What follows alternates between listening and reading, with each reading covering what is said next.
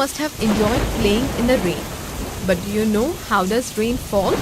Would it not have been great if it would rain just by singing "Rain, Rain, Come Again"? Come, now let us understand how rain falls. Every one of you might not have seen an ocean. An ocean is a large water body. The water in the ocean gets heated up due to the heat of the sun and forms water vapor.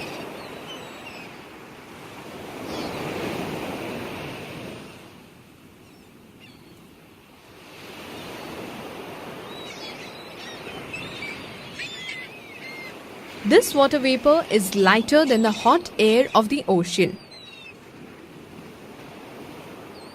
Thus, the water vapor goes up in the sky along with the hot air. When it goes very high up in the sky, it comes in contact with cold air and condenses into water droplets. This process is known as condensation reaction. Students, you must be aware that there are sand particles in the air. The water droplets stick around these sand particles.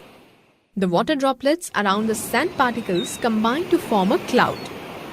If the proportion of vaporization is very large, it leads to the formation of thick clouds. Now the wind helps in bringing these clouds from the ocean towards the land.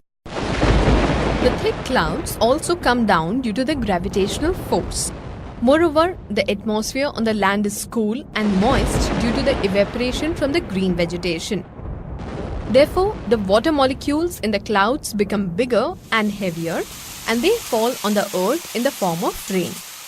Students, you enjoy playing in the rain, don't you? The school remains closed during heavy rains, right?